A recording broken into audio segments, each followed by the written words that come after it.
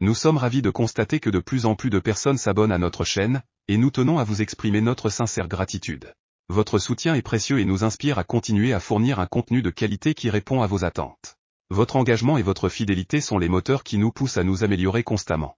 Merci à vous tous pour votre soutien continu, et nous sommes impatients de vous proposer encore plus de contenu passionnant à l'avenir.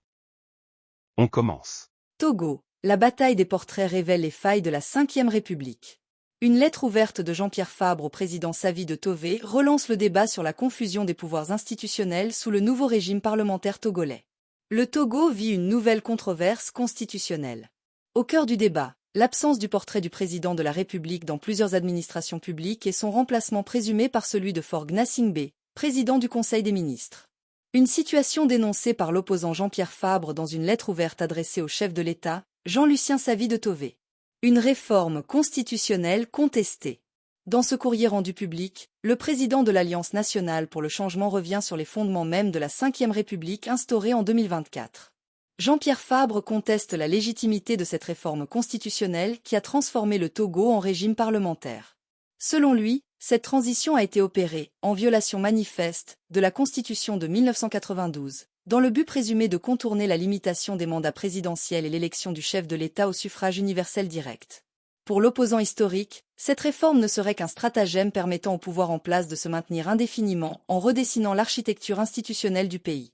Une accusation qui rejoint les critiques formulées depuis l'adoption de cette nouvelle constitution par plusieurs acteurs de la société civile et de l'opposition togolaise. Le symbolisme au centre de la confusion institutionnelle.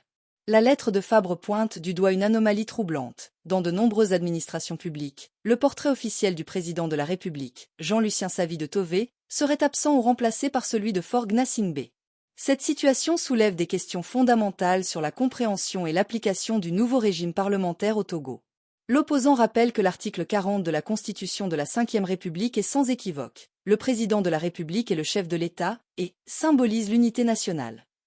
Dans un régime parlementaire classique, c'est bien le portrait du chef de l'État, garant de l'unité nationale et de la continuité institutionnelle, qui doit figurer dans les lieux publics, et non celui du chef du gouvernement, aussi puissant soit-il politiquement. Cette confusion entre les fonctions de chef de l'État et de chef du gouvernement révèle, selon Jean-Pierre Fabre, une méconnaissance ou une instrumentalisation volontaire des principes du parlementarisme.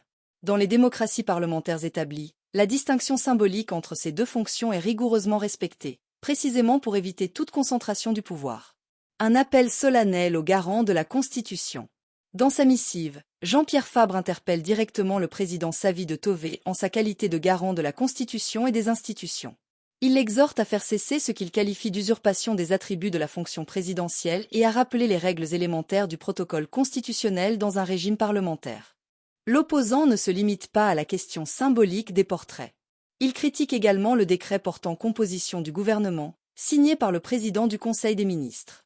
Selon lui, ce décret serait juridiquement fragile en raison d'imprécisions dans la nouvelle loi fondamentale concernant les procédures de nomination gouvernementale. Une polémique révélatrice. Au-delà de la querelle des portraits, cette controverse met en lumière les tensions persistantes autour de la réforme constitutionnelle de 2024. Elle soulève des interrogations légitimes sur la clarté de la répartition des pouvoirs dans la Ve République togolaise et sur la volonté réelle des autorités de respecter l'esprit du parlementarisme. La question demeure, le Togo a-t-il véritablement opéré une transition vers un régime parlementaire classique, ou assiste-t-on à une reconfiguration cosmétique des institutions maintenant l'essentiel du pouvoir entre les mêmes mains? La réponse du président Savi de Tové à cette lettre ouverte sera scrutée de près par les observateurs de la vie politique togolaise. L'issue de cette polémique pourrait déterminer si la Ve République togolaise respectera véritablement les normes du parlementarisme ou si elle ne constitue qu'une façade institutionnelle masquant la continuité d'un système présidentialiste de fait. Si vous êtes nouveau sur la chaîne, n'hésitez pas à partager cette vidéo avec vos amis, et à vous abonner avec les notifications activées pour être informé de nos nouvelles publications.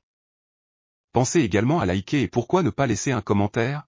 Partagez pour nous aider à rester motivés pour vous apporter plus de contenu fantastique comme celui-ci.